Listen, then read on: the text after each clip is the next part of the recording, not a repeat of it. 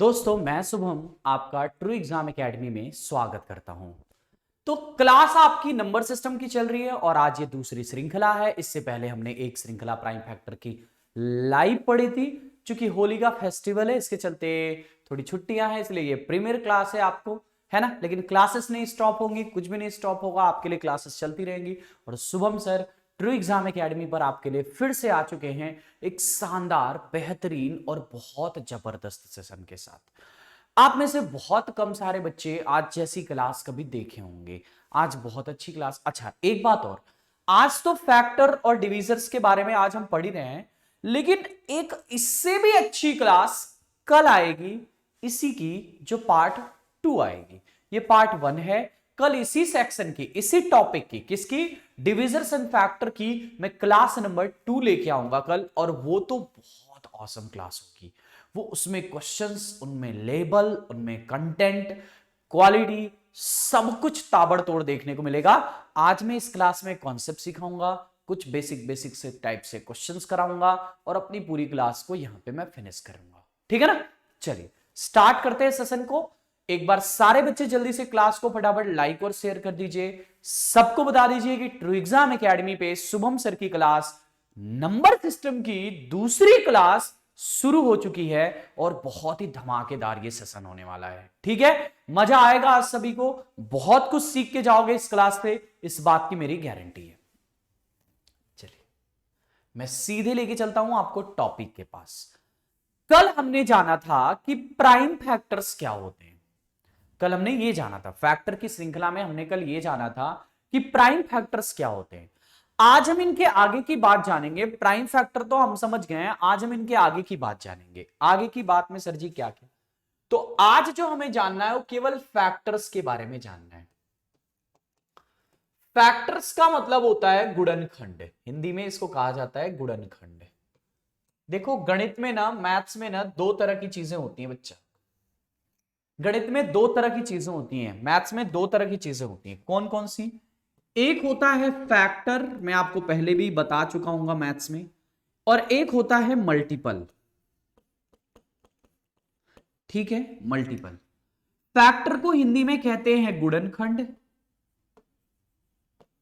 और मल्टीपल को हिंदी में कहते हैं गुणज। लसम वसम जब आप पढ़ते हो तो यही चैप्टर्स आप पढ़ते हो, और मैं इसको आप तब भी मैं आपको समझाया था।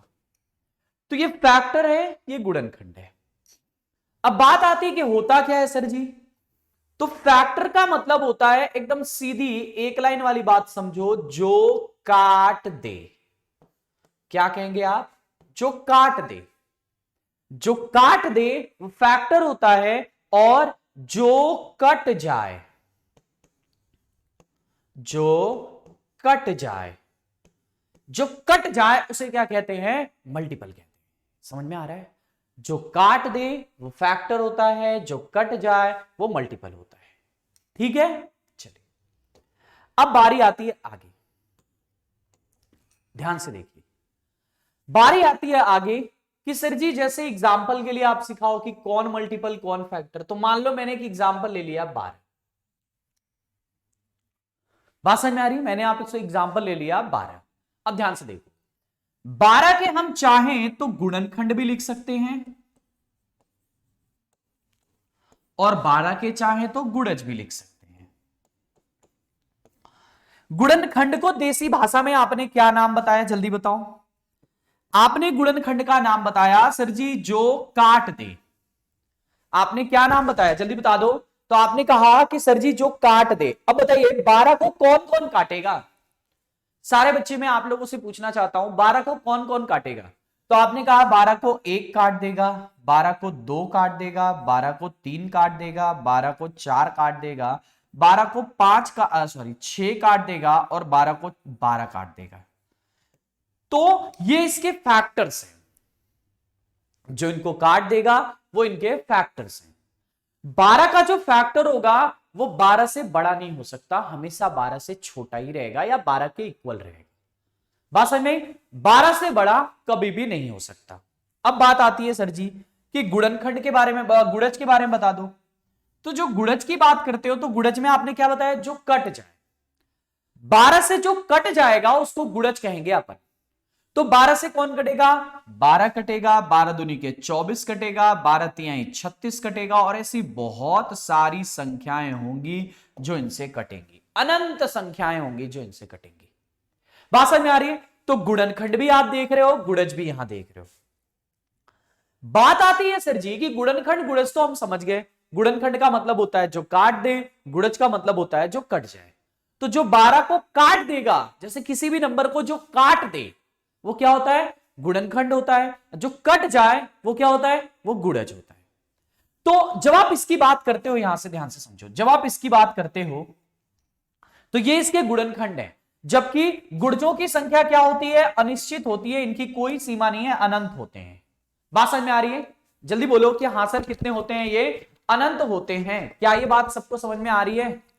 जल्दी से बोल दो सारे बच्चे कि हां सर समझ में आ रही है। बहुत अच्छी सी बात सिखा रहा हूं मैं आप सभी को, ठीक है? बहुत अच्छी सी बात मैं आप सभी को सिखा रहा हूं कि हां सर जो गुणज होते हैं उनकी संख्या कितनी होती है? अनंत होती है। सॉरी, जो गुणज होते हैं उनकी संख्या कितनी होती है? अनंत होती है, जबकि गुणनखंड की संख्या क्या होती है? निश्चित होती है।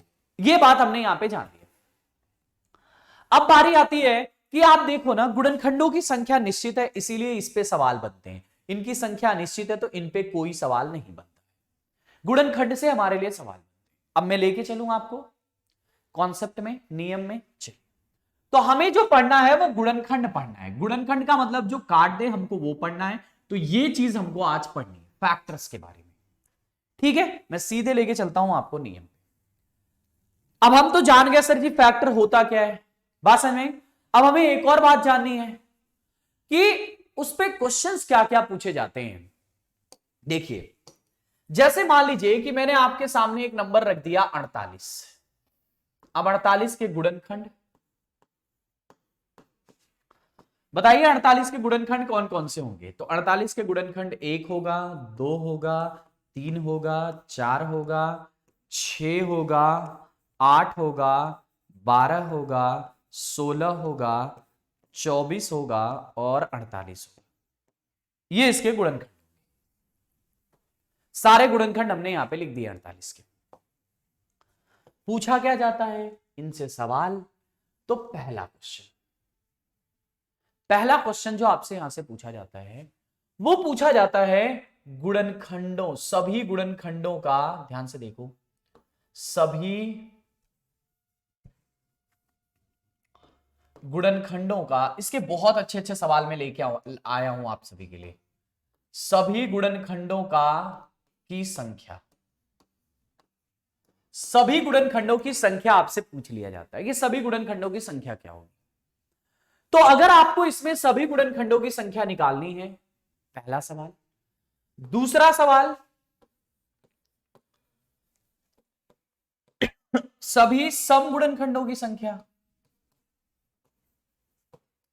सभी सम गुणनखंडों की संख्या। यह दूसरा सवाल हो गया, यह दूसरा सवाल हो गया, सभी सम गुणनखंडों की संख्या। और इसी में तीसरा सवाल, सभी विषम गुणनखंडों की संख्या, सभी विषम गुणनखंडों की संख्या। यह भी एक सवाल पूछा जाता है, सभी विषम गुणनखंडों की संख्या। तो इस तरह से आप देखते हो कि संख्या पे 3 क्वेश्चन पुटअप हो सकते हैं। जो संख्या है उस पे 3 क्वेश्चन पुटअप हो सकते हैं। कौन कौन से? पहला क्वेश्चन सभी गुणनखंडों की संख्या, दूसरा क्वेश्चन सभी सम गुणनखंडों की संख्या, और तीसरा क्वेश्चन सभी विषम गुणनखंडों की संख्या। फिर ऐसे ही 3 सवाल और बनाए जाते हैं, जिसमें पहला सवाल सभी गुणनखंडों, सभी गुणनखंडों का योगफल, सभी गुणनखंडों का योगफल। दूसरा सवाल सभी सम गुणनखंडों का योगफल, सम गुणनखंडों का योगफल। यह दूसरा सवाल। And the last but not the least क्या है? सभी विषम गुणनखंडों का योगफल। सभी विषम गुणनखंडों का योगफल। सभी विषम गुणनखंडों का योगफल। बात समझ में आ रही है? अब ध्यान से देखो। तो आपको इस चैप्टर से, पूरे फैक्टर नाम का जो चैप्टर आप पढ़ रहे हो, जो फैक्टर नाम का आप चैप्टर पढ़ रहे हो, इससे आपके जो टोटल क्वेश्चंस बनाए जाएंगे, वो टोटल कितने क्वेश्चन बनाए जाएंगे? 6। 3 क्वेश्चन आपके संख्या से और 3 क्वेश्चन आपके योगफल से। ये 6 बेसिक क्वेश्चंस आपको आने चाहिए। ये आपके एग्जाम में भी आते हैं, तो इसलिए इंपॉर्टेंट है सारे। ठीक है, चलिए यहां पे ध्यान दो, आगे की बात लेके चलता हूं। सभी गुणनखंडों की संख्या की जब आप बात करोगे, क्या होता है सभी गुणनखंडों की संख्या? आप इसको सभी गुणनखंड कह लो, सभी भाजक कह लो, सभी विभाजक कह लो, ऑल फैक्टर्स कह लो, ऑल डिविजर्स कह लो, जो आपकी मर्जी हो आप वो कह लो, मर्जी तुम्हारी है, तुम इसको चाहे जो कहो। सभी गुणनखंडों की जब संख्या की बात करेंगे तो इसके कितने गुणनखंड है? हमने सही तो लिखा ना, 1 2 3 4 5 6 7 8 9 10। इसके जो टोटल गुणनखंडों की संख्या है वो कितनी है? 10 है। 10 इसके सभी गुणनखंड हो गए। बारी आती है सभी समगुणनखंडों की संख्या। अगर समगुणनखंडों की संख्या की बात करेगा तो कितने होंगे? बताओ जल्दी से।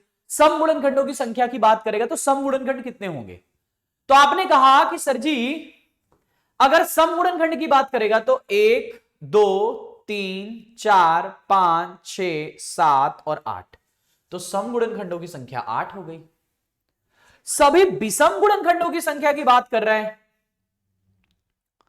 विषम गुणनखंड तो 2 ही है, एक 1 है, एक 3 है। ये 2 विषम गुणनखंड है, तो 2 आपके विषम गुणनखंड है। देखो 8 सम है, 2 विषम है, टोटल मिला के 100 है। 8 2 10 मिला के होता भी है। तो ये आपने बता दिया, सभी गुणनखंडों की संख्या बता दिया, सभी सम गुणनखंडों की संख्या बता दिया, और सभी विषम भी गुणनखंडों की संख्या आपने बता दिया। आपने तीनों चीज एक ही चीज में बता दी। अब बारी आती है सर जी सभी गुणनखंडों के योगफल की, कि सभी गुणनखंडों का सर जी योगफल कैसे निकालें? तो अगर सभी गुणनखंडों का योगफल चाहिए तो आपको सबको जोड़ना पड़ेगा, यानी कि 1 plus 2 plus 3 plus 4 plus 6 plus 8 plus 12 plus 16 plus 24 plus 48, सबको जोड़ दीजिए। जो भी आए आप इसका सम जोड़ के लिख सकते हैं। देखो 2 1 3 3 6 4 10 6 16 8 24 12 36 16 52 52 और 24 76 76 और 48, 24 इधर 24 उधर, 124। यानी सभी का जो योगफल आ रहा है वो 124 आ रहा है। सभी का जो योगफल आ गया वो 124। सभी गुणनखंडों को उठा के आपने जोड़ दिया। फिर आती है सभी समगुणनखंडों का योगफल। अगर सर जी समगुणनखंडों का योगफल करना होगा तो सम वालों को जोड़ो, यानी कि 2 plus 4 plus 6 plus 8 plus 12 plus 16 plus 24 plus 48, सभी सम वालों को जोड़ दिया आपने।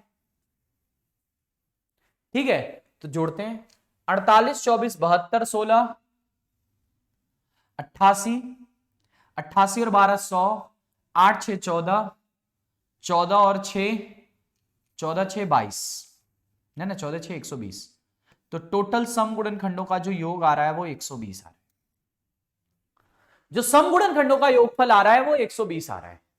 बात आती है विषम गुणनखंड, तो केवल 2 ही हैं, 1 और 3। इनको जोड़ दीजिए, 1 प्लस 3 मिला के कितना आया? 4। देखो 4 और 120 मिला के 124। सही है, एकदम सेट है, एकदम सब सही है, एकदम सवाल। तो ये आपसे सवाल पूछे जाते हैं। अब समस्या थी कि सर जी, अब इसमें समस्या क्या है? ये तो बहुत ही आसान है सर जी, अगर ये पूछा जाए तो फिर दिक्कत क्या है? बताओ, कोई भी बड़ी बड़ी संख्या आ जाए, हैं?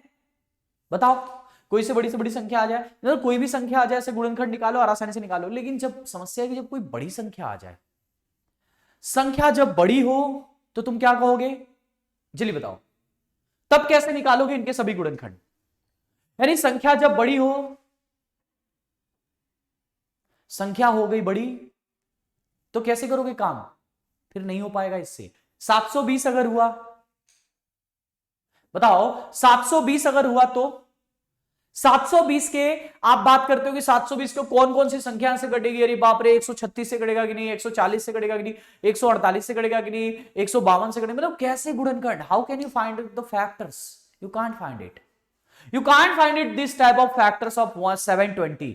बड़ा से बड़ा नंबर जब हमारे सामने आएगा 720 जैसा नंबर आएगा तो हम इस तरह से उसके गुणनखंड नहीं प्राप्त कर सकते। Please humble request to all of you, please video को लाइक और शेयर करो, बहुत कम बच्चे अभी भी जुड़े हुए हैं साथ में, तो प्लीज क्लास को जल्दी से लाइक और शेयर कर दो सारे बच्चे, ठीक है। तो आप यहां पे देख पा रहे हो कि सर जी अगर बड़ा बड़ा सवाल आ जाएगा तो ये मेथड फ्लॉप है।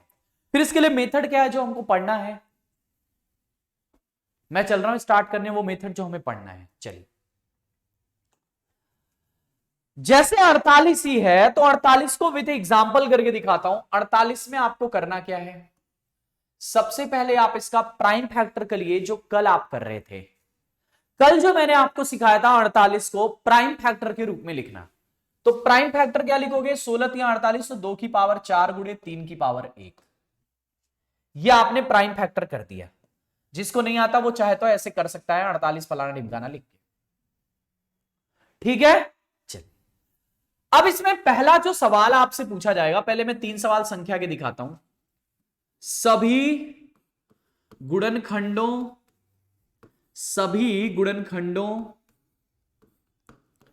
की संख्या, सभी गुणनखंडों की संख्या, पहला सवाल इसमें पूछा जाता है कि सभी गुणनखंड इसमें कितने आएंगे, सभी गुणनखंडों की संख्या क्या होगी, यह पहला सवाल आपसे आज का है। तो करना कैसे है, प्राइम फैक्टर निकालने के बाद हमें क्या करना है, आगे की कहानी सुनो। तो अगर नियम बताता हूं यहां से, सबसे पहले नियम को जानो। इसके लिए नियम क्या है, इसके जो लिए जो नियम है वो नियम ये है, सभी की घातों में, सभी की घातों में एक जोड़कर, क्या जोड़कर, एक जोड़कर आपस में गुणा।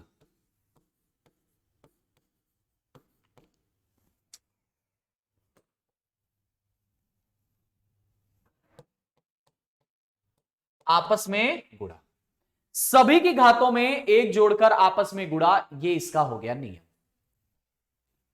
यानी क्या है नियम, ध्यान से समझो इस बात को। सभी गुणनखंडों की संख्या अगर आपसे कभी भी पूछता है, आपसे अगर कोई पूछे कि आप बताओ इसके टोटल कितने फैक्टर्स होंगे, है ना, टोटल नंबर ऑफ फैक्टर्स कितने होंगे, टोटल विभाजक कितने होंगे, टोटल भाजक कितने होंगे, अगर यह सवाल आपसे पूछा जाता है तो आप कैसे लगाओगे इस सवाल का आंसर। तो आपने क्या कहा कि सर अगर ऐसा क्वेश्चन हमारे सामने आता है तो हम क्या करेंगे, सभी की घातों में एक जोड़कर आपस में गुणा कर देंगे। लेट्स सी कि कैसे करेंगे। जैसे यहां पे देखो 2 है, इसकी घात कितनी है 4, 2 है तो उसकी घात कितनी है 4, तो इसकी जो घात है ना 4 उसमें एक जोड़ना है। बात समझ में आ रही है। इसी तरह से जो 3 है उसकी घात कितनी है 1, उसमें भी एक जोड़ना है, यानी कि सबकी घात में एक जोड़ना है बच्चा। क्या करना है, फिर से देखो सारे लोग, सबकी घात में एक जोड़ना है, सभी की घात में एक जोड़ दीजिए। 2 की कितनी घात है 4, उसमें भी एक जोड़ दीजिए। 3 की कितनी घात है 1, उसमें भी एक जोड़ दीजिए। अब देखिए ये हो गया 5 और ये हो गया 2, 5 दूनी के 10, यानी टोटल फैक्टर्स की संख्या इसकी 10 आ गई। टोटल फैक्टर्स की संख्या इसकी 10, ठीक है। चलिए दूसरा सवाल, सभी सम गुणनखंडों की संख्या,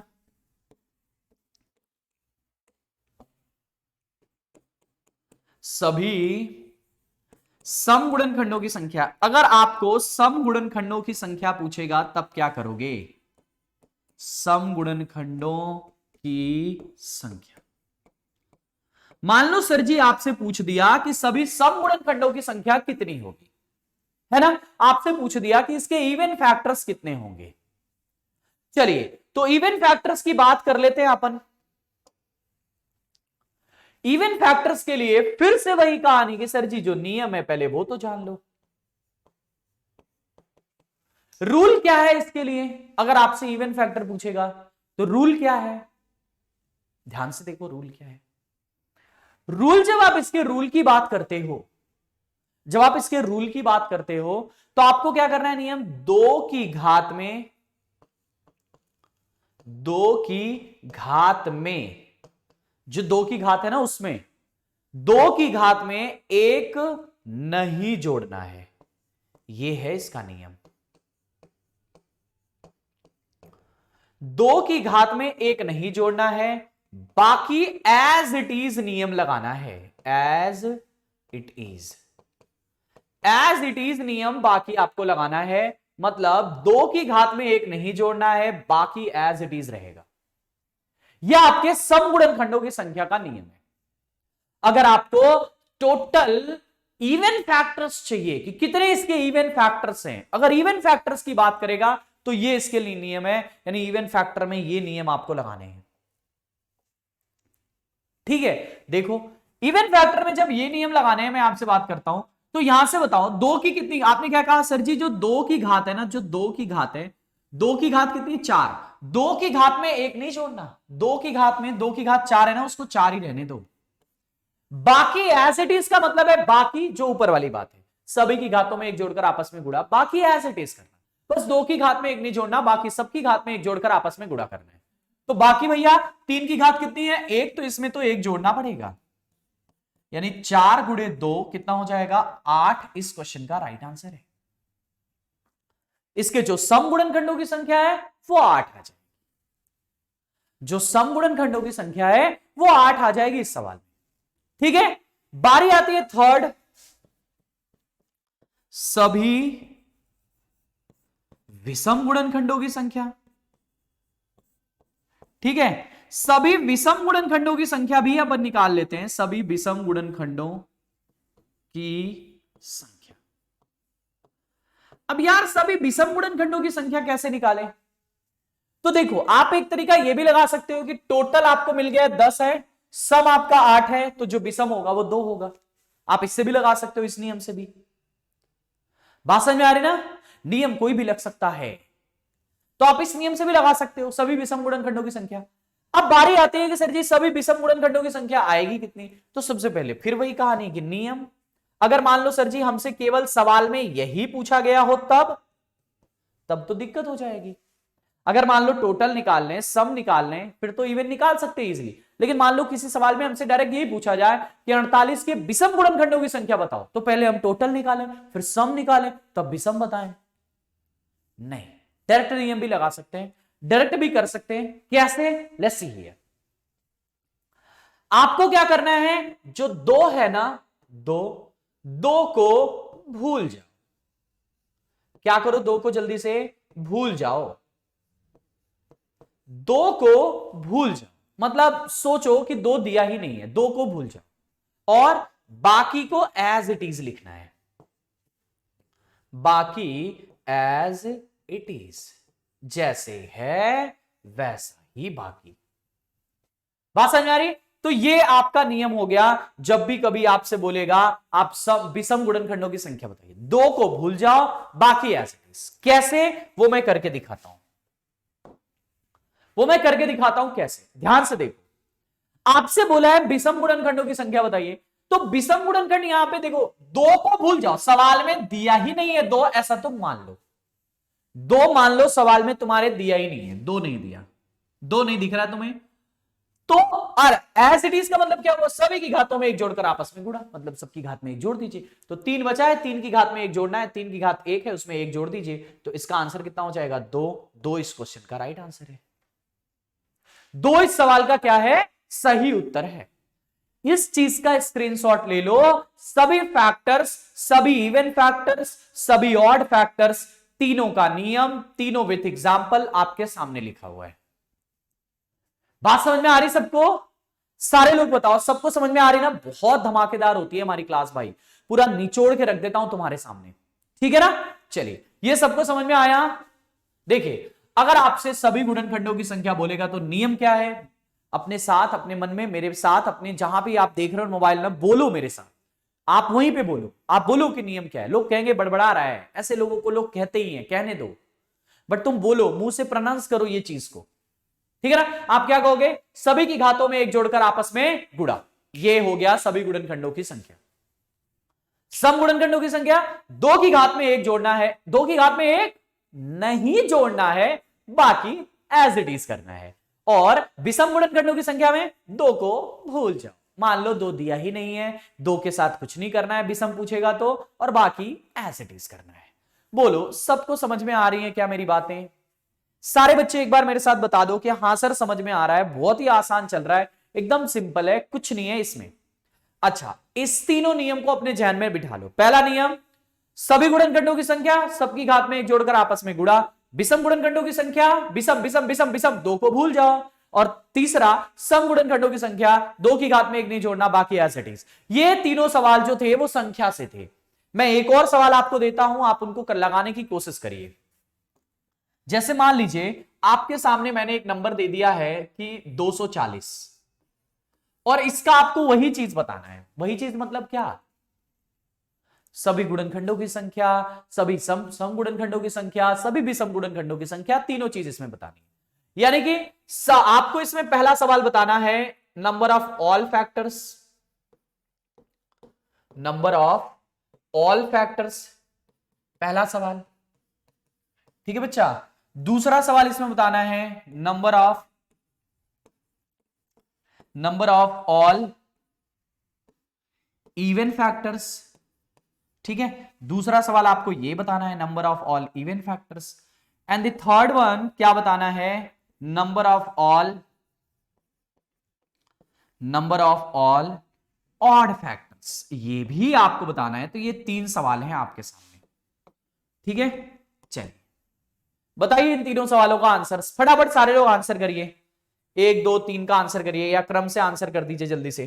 ठीक है, सारे बच्चे फटाफट जल्दी जल्दी आंसर करो। देख, सबसे पहले आपको इसका प्राइम फैक्टर करना है। तो इसका जो प्राइम फैक्टर होगा वो 2 की पावर 4 होगा, इंटू में 3 की पावर 1 होगा, इंटू में 5 की पावर 1 होगा। ये इसका प्राइम फैक्टर है। ठीक है, अब नंबर ऑफ ऑल फैक्टर्स की बात कर रहा है, सभी गुणनखंडों की संख्या की बात कर रहा है। जब सभी गुणनखंडों की संख्या की बात करता है तो आपको सबकी घात में 1 जोड़ देकर आपस में गुणा, ये इसका नियम होता है। ठीक है ना? तो सबकी घात 2 की घात कितनी है? 4, 4 में 1 जोड़ दो। 3 की घात कितनी है? 1, 1 में 1 जोड़ दो। और 5 की घात कितनी है? 1, 1 में भी 1 जोड़ दो। ठीक है, तो ये कितना हो जाएगा? 5 गुणे 2 गुणे 2, 5 दूनी के 10 दूनी के 20, यानी इसके जो टोटल फैक्टर्स है वो 20 है। इसके जो टोटल फैक्टर्स है बच्चा वो कितने हैं? 20 हैं। ये इनके टोटल फैक्टर्स आ गए। ठीक है, टोटल फैक्टर्स आपके सामने। फिर आती है बात की number of all even factors, सम गुणनखंडों की संख्या का नियम बोलो। सम गुणनखंडों की संख्या का जो नियम है वो क्या है? तो आप बात करेंगे सर जी सम गुणनखंड अगर पूछेगा ना तो 2 की घात में 1 नहीं जोड़ना, मतलब 2 की घात 4 ही रहने दो, लेकिन 3 की घात में 1 जोड़ना है और 5 की घात में भी 1 जोड़ना है। यानी कि 4 गुणे 2 गुणे 2, 4 दूनी के 8 दूनी के 16, यानी इसके जो इवन फैक्टर्स होंगे वो 16 होंगे। इवन फैक्टर्स की जो संख्या होगी वो 16 होगी। ये भी हमने जान लिया, इवन फैक्टर्स की संख्या 16 होगी। And the last but not the least क्या लिखा है? Number of all odd factors, विषम गुणनखंडों की संख्या। नियम क्या है? आप यहां से भी कर सकते हो, 20 ये है 16 ये है तो इसका मान 4 आएगा। आप ऐसे भी कर सकते हो, अदरवाइज आप चाहो तो ऐसे भी कर सकते हो। ऑड फैक्टर्स की बात कर रहा है, विषम गुणनखंडों की संख्या की बात कर रहा है, 2 को भूल जाओ। मान लो सवाल में 2 दिया ही नहीं है, 2 को भूल जाओ कुछ देर के लिए। ठीक है, 2 को भूल गए, कितना बचा? 3, 3 की घात है 1, उसमें भी 1 जोड़ना है, 5 की घात है 1, उसमें भी 1 जोड़ना है। तो ये हो जाएगा 2 और ये हो जाएगा 2, 2 दूनी के 4। ये आपके टोटल सम फैक्टर्स आ गए, ये आपके विषम फैक्टर्स आ गए और ये आपके टोटल फैक्टर्स आ गए। तो मुझे लगता है कि अब आप समझ गए हैं इनको कैसे निकालेंगे इनका नंबर। ये तो समझ में आ गया सबको कि कैसे निकालेंगे इनका नंबर। अब बात करते हैं आगे कि सर अभी तो हमारे 3 सवाल कंप्लीट हुए ना। देखो हमने अभी तक इसमें 6 सवाल जाने हैं टोटल, 3 इधर वाले 3 इधर वाले, 3 ऊपर वाले तो सीख लिए। अब 3 नीचे वाले की बात करते हैं कि इनको कैसे किया जाए। ठीक है, तो इनको कैसे किया जाए वो भी दिखाता हूं। फिर वही एग्जाम्पल आपके सामने ले लेता हूं मैं, 48 का ही एग्जाम्पल ले लेता हूं। तो 48 का प्राइम फैक्टर 2 की पावर 4 गुणे में 3 की पावर 1 है। या फिर ऐसा ले लो 120 या फिर 60 ले लो, एक काम करो 60 ले लो, एक नंबर 60 सपोज करो आपने एक नंबर ले लिया 60, तो आप क्या कहोगे इसका प्राइम फैक्टर क्या होगा? 2 की पावर 2, 2 की पावर 2 गुणे 3 की पावर 1 गुणे 5 की पावर 1। ये आपके हो गए प्राइम मतलब इसका अभाज्य गुणनखंड। ये कल ही मैंने आपको सिखाया था कैसे आता है। अब पहला सवाल, इसमें पहला सवाल सभी बहुत इंपॉर्टेंट है, ध्यान से सीखिए सभी लोग, आपके एग्जाम के लिए चैप्टर बहुत इंपॉर्टेंट है। सभी गुणनखंडों का योगफल, सभी गुणनखंडों का योगफल क्या है, इसका नियम कैसे लगाएंगे इसको, ये सारी चीजें मैं आपको यहां पे सिखाने वाला हूं। ठीक है, इसका नियम क्या है, लगाना कैसे है, ये सारी बात मैं यहां पे आपको बताऊंगा। ठीक है ना, चलिए शुरू करते हैं। तो सभी गुणनखंडों की संख्या की जब आप बात करते हो तो सबसे पहले तो इसके नियम की बारी आती है। नियम क्या होगा? तो देखो, कभी भी अगर आपको सम की बात करेगा, यानी टोटल की बात करेगा, माने योगफल की बात करेगा फैक्टर्स में, कभी भी अगर आपको योगफल की बात करता है, किसकी? योगफल की। ध्यान से समझिएगा मेरे सारे बच्चे, ध्यान से समझिएगा। अगर आपसे सम की मतलब गुणनखंडों के सम की बात करता है, योगफल की बात करता है, तो आप कैसे करेंगे? तो आप 2 की पावर 0 लिखिए, 2 की पावर 1 लिखिए, 2 की पावर 2 लिखिए, 2 की पावर 3 लिखिए, या जहां तक 2 की पावर दी गई है वहां तक लिखिए। जहां तक भी दी गई है ये पावर, आपको जहां तक दी गई है आप वहां तक लिखिए। लिख दिया आपने? फिर उसके बाद उसी तरह से 3 की पावर 0 लिखिए, 3 की पावर 1 लिखिए, 3 की पावर 2 लिखिए, जहां तक 3 की पावर दी गई है वहां तक लिखिए। फिर उसी तरह से 5 की पावर लिखिए 0, 5 की पावर 1, है ना, और जहां तक 5 की पावर दी गई है। और उसी तरह से अगर 7 दिया गया है तो 7 का, 9 का, 11 का, जिसका भी आपको है, ये आपका नियम बन जाता है सभी गुणनखंडों के योगफल का।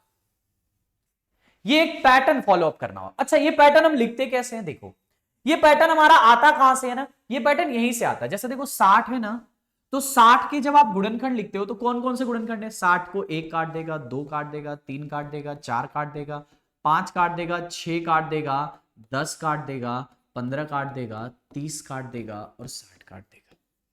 तो ये जो सारे फैक्टर्स आएंगे ना, ये सारे फैक्टर्स ये कैसे आते हैं? तो देखो, ये आते हैं इसी तरह से। 60 का मतलब 2 की पावर 2, 3 की पावर 1 और 5 की पावर 1 है ना। आप यहां से ये जो सारे फैक्टर है यही है। 2 की पावर 0 है, 2 की पावर 1 है, 2 की पावर 2 है। उसी तरह से 3 की पावर 0 है, 3 की पावर 1 है। उसी तरह से 5 की पावर 0 है, 5 की पावर 1 है। इसी तरह से सारे फैक्टर है। अब इन सारे फैक्टर्स की बात करोगे, जैसे ध्यान से देखो, इसका मान क्या होता है? 1, इसका मान 2, इसका मान 4, इसका मान 1, इसका मान 3, इसका मान 1, इसका मान 5। अब सारे मान यहीं से आएंगे। आप देखो ना, सारे आपको यही गुणनखंड तो दिख रहे हैं सवाल में। अगर 1 का गुणा 1 में, 1 का गुणा 1 में, तो पहला फैक्टर 1 आएगा। 1 का गुणा 1 में, 1 का गुणा अब इधर 5 में कर दें तो दूसरा फैक्टर 5 आ जाएगा। अगर 1 का गुणा इसमें और इसका गुणा इसमें कर दें तो 3 आ जाएगा। फिर इसका गुणा इसमें, फिर इसके बाद इसमें कर दें तो 3 पचे 15 आ जाएगा। फिर मान लो इसका गुणा इसमें कर दें, फिर इसमें कर दें तो 1 दूनी के 2 तिहाई 6 आ जाएगा। फिर अगर मान लो कि इसका 1 का गुणा इसमें, फिर इसमें 6, 6 पचे 30, अगर इसमें कर दें तो 30 आ जाएगा। या फिर अगर 1 का गुणा इसमें, और यहां से ध्यान देखो, इसका गुणा, यहां क्या बात करते हैं, इसका गुणा देखो, यहां से नहीं, यहां पे ध्यान दो।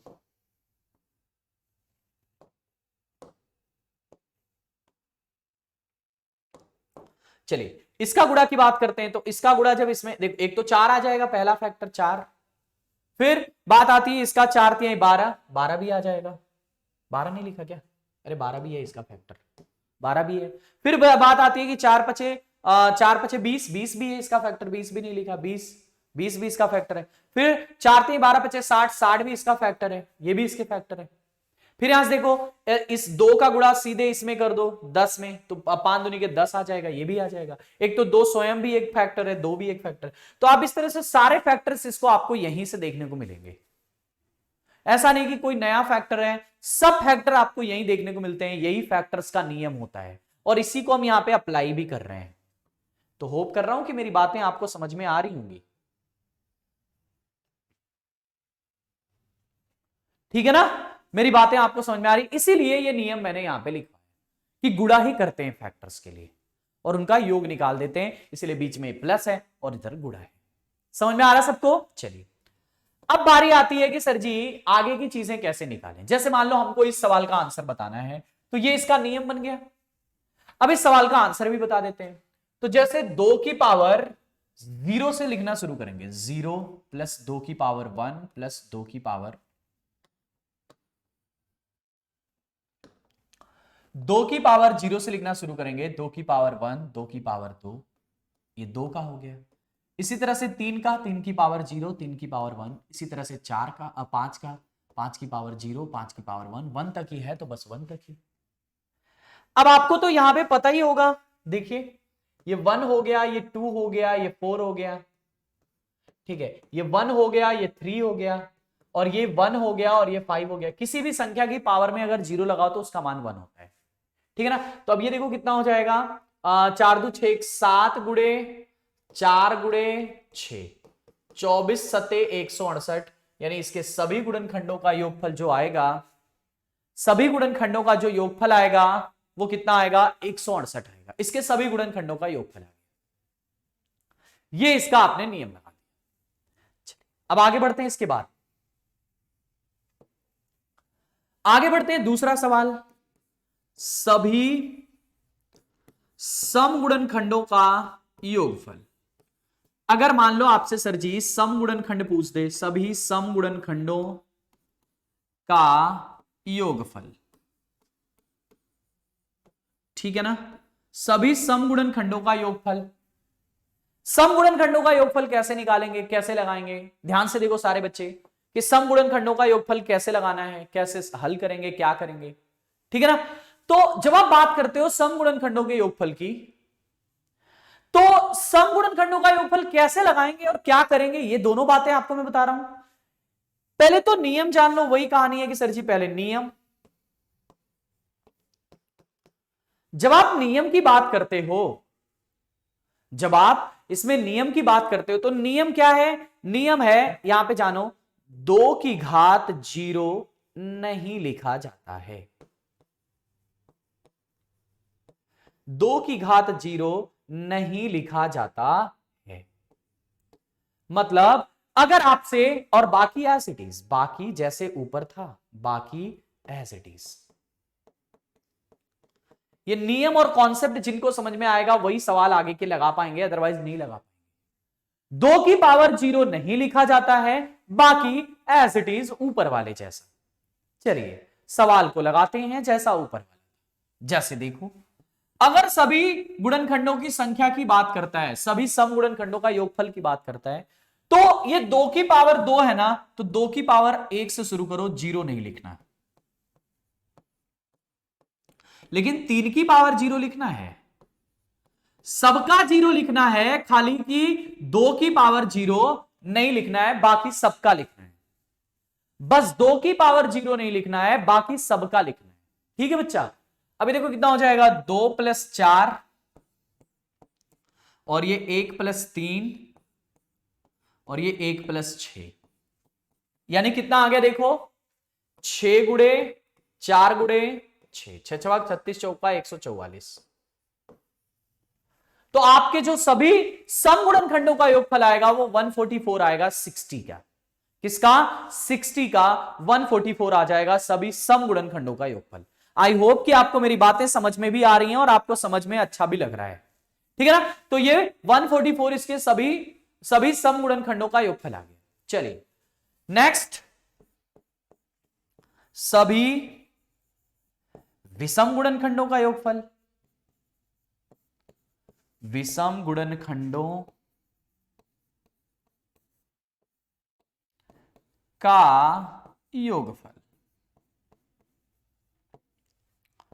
सभी विषम गुणनखंडों के योगफल की बात करेंगे कि ये कैसे निकालें। तो सर जी हम ऐसे भी कर सकते हैं, 168 ये 144 ये नहीं, ये 24 आएगा, 168 में से 144 घटा दो। लेकिन अगर मान लो सवाल में हमसे खाली यही पूछा गया हो तो सभी और सम निकालने की जरूरत क्या है, इसके लिए भी नियम ही जान लेते हैं। इसके लिए क्या है नियम, तो वही कहानी है फिर से सेम टू सेम जो विषम के लिए होती है, क्या 2 को भूल जाओ। 2 को क्या करो बच्चा, भूल जाओ, है ना, 2 को भूल जाओ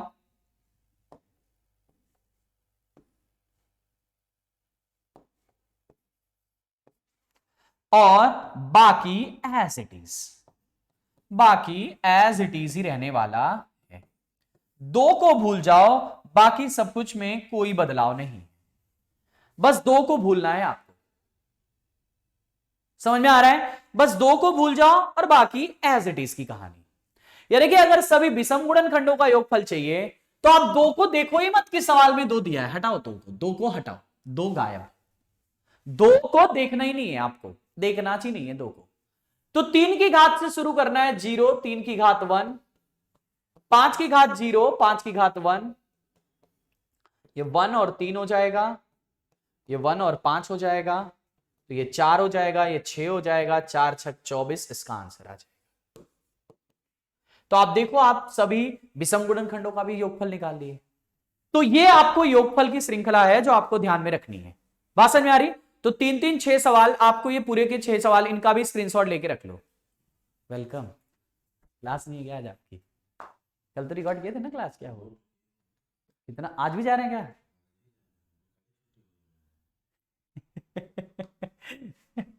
क्या तो करनी है अभी, हाँ म्यूट नहीं है, हाँ आज वाला करना है एक ठो। कब तक, कब जाएंगे, कब, तो 10 से 11 ले लीजिएगा। मेरी फिर मैं बाद में उधर उसमें जाऊंगा तो दिक्कत हो जाएगी, एक बार वो कर दीजिए, बताएं।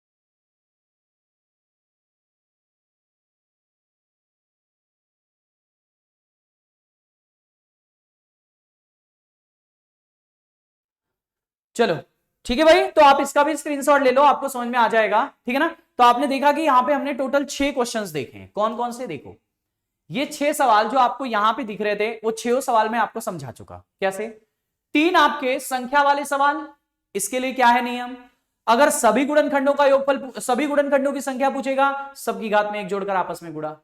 सम की संख्या पूछेगा, 2 की घात में 1 मत जोड़ो, बाकी सबकी घात में 1 जोड़कर आपस में गुणा, ठीक है। अगर विषम पूछेगा तो 2 को भूल जाओ, बाकी एज इट इज, बाकी सबकी संख्या में 1 जोड़कर, साथ बाकी सबकी घात में 1 जोड़कर आपस में गुणा।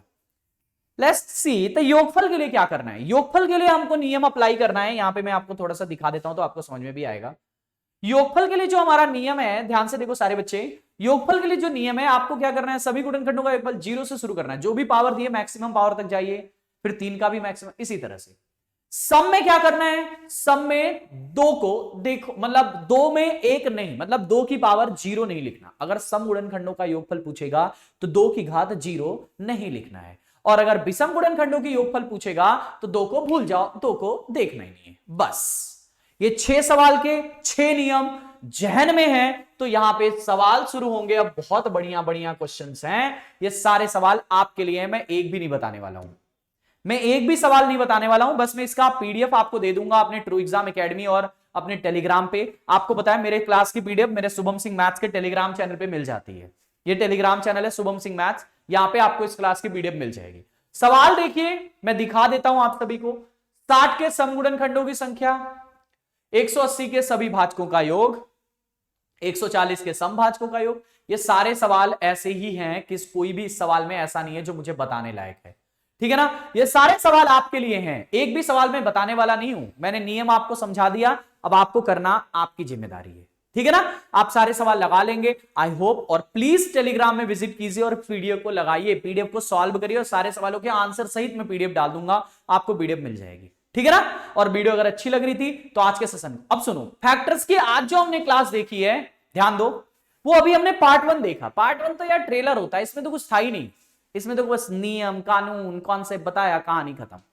कल जो शाम को 7 बजे क्लास आएगी उसमें तुम्हें मिलेंगे ताबड़तोड़ क्वेश्चन, क्वेश्चन के ऐसी श्रृंखला जो तुमने अपने जीवन काल में अब तक नहीं देखा होगा, सच्ची में नहीं देखा होगा, मैं वादा कर सकता हूं इस बात की कि तुमने आज तक वैसे क्वेश्चंस फैक्टर के नहीं देखे होंगे।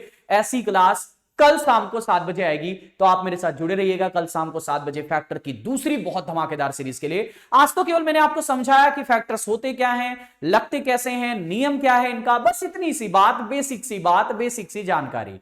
कल मैं आपको सिखाऊंगा फैक्टर्स का योग, फैक्टर्स में बेहतरीन सवाल कैसे बन सकते हैं, कुछ ऐसे सवाल जो हमारे एसएससी जीएल सीजीएल के मेंस, यूपीएसआई के मेंस टाइप के एग्जाम्स में जब आएंगे तो उनको हम कैसे करें, उनके लिए बहुत बढ़िया सीरीज कल आएगी फैक्टर की पार्ट 2, देखना मत भूलना। कल शाम को 7 बजे बहुत धमाकेदार क्लास होगी, ठीक है ना। क्लास अच्छी लगी है तो ट्रू एग्जाम एकेडमी परिवार को जल्दी से सब्सक्राइब कर लो, वीडियो को जल्दी से लाइक कर दो, ज्यादा से ज्यादा लोगों तक शेयर कर दो और बढ़िया से पढ़ो। होली का फेस्टिवल है, क्लास अभी रिकॉर्डेड फॉर्म में दी जा रही है, फिर से लाइव आ जाएंगे जैसे ही होली खत्म हो जाएगी और आप सभी के बीच में एक बेहतरीन सवालों की श्रृंखला आएगी, ठीक है। आज के लिए बस इतना ही बहुत है, बाकी मिलेंगे कल फिर शाम को 7 बजे। Thank you, enjoy, love you all, जय हिंद, शुक्रिया, ख्याल रखिए अपना।